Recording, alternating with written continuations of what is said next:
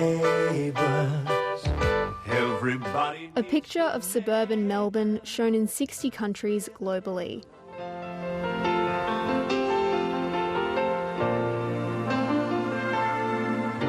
At its peak, Neighbours drew around 2 million viewers in Australia and over 20 million in the UK, more than the entire Australian population at the time.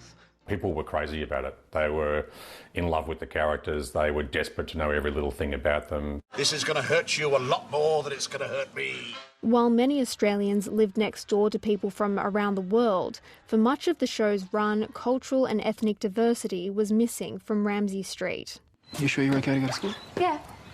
Even after yesterday with the memorial? Dad, I want to go. Sachin Jobe joined the show in 2011, forming part of the show's first non-white family brought on as full-time cast members, the Kapoors.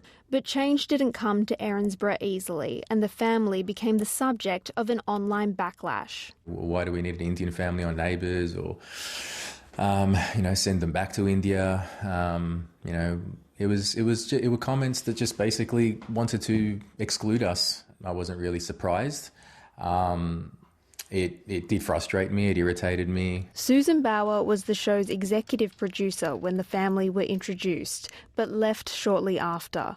I was really shocked and disappointed.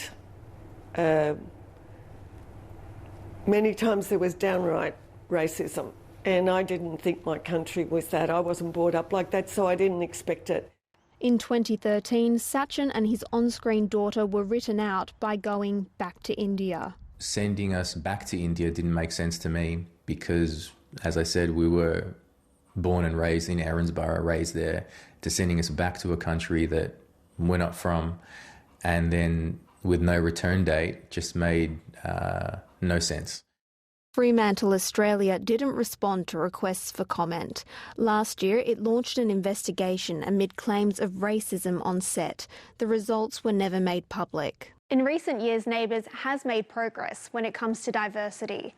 Its final cast includes actors with Japanese, Lebanese, Nigerian and Papua New Guinean heritage, to name a few.